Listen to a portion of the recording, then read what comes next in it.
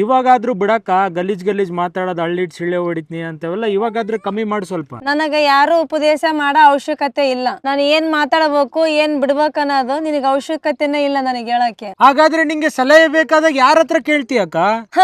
ನನಕಿನ ಬುದ್ಧಿವಂತರು ಯಾರು ಇರ್ತಾರೋ ಅವ್ರ ಹತ್ರ ಹೋಗಿ ಕೇಳ್ತೀನಿ. ಎಲ್ರು ನನ್ನ ಸ್ಟೈಲ್ ಅನ್ನು ಕಾಪಿ ಮಾಡ್ತಿದ್ದಾರೆ. ಟ್ರೋಲ್ ಮಾಡೋರು ಹೇಟ್ ಕಮೆಂಟ್ ಹಾಕರ್ ಬಿಡ್ತಾ ಇಲ್ಲ. ನಾ ಇನ್ನ ಫೇಮಸ್ ಆಗ್ಬೇಕು, ಏನ್ ಮಾಡ್ಬೇಕು? ಟ್ರೋಲ್ಸ್ಗಳಿಗೆ ಪ್ರತಿಕ್ರಿಯೆ ನೀಡುವುದರಿಂದ ವಿಭಿನ್ನರಾಗಿ ಕಾಣಿಸಿಕೊಳ್ಳಲು ಸಾಧ್ಯವಿಲ್ಲ. ಬದಲಾಗಿ ನಿಮ್ಮದೇ ಆದ ವಿಶಿಷ್ಟ ವಿಷಯವನ್ನು ನಿರಂತರವಾಗಿ ಸೃಷ್ಟಿಸುವುದೇ ಉತ್ತಮ ಮಾರ್ಗ. ಅನಗತ್ಯ ನೆಗೆಟಿವಿಟಿಯನ್ನು ನಿರ್ಲಕ್ಷಿಸಿ ನಿಜ ಸ್ವರೂಪವಾಗಿರಿ ಮತ್ತು ನಿಮ್ಮ ಶೈಲಿಯನ್ನು ನಿರಂತರವಾಗಿ ಅಭಿವೃದ್ಧಿಪಡಿಸುತ್ತೆ.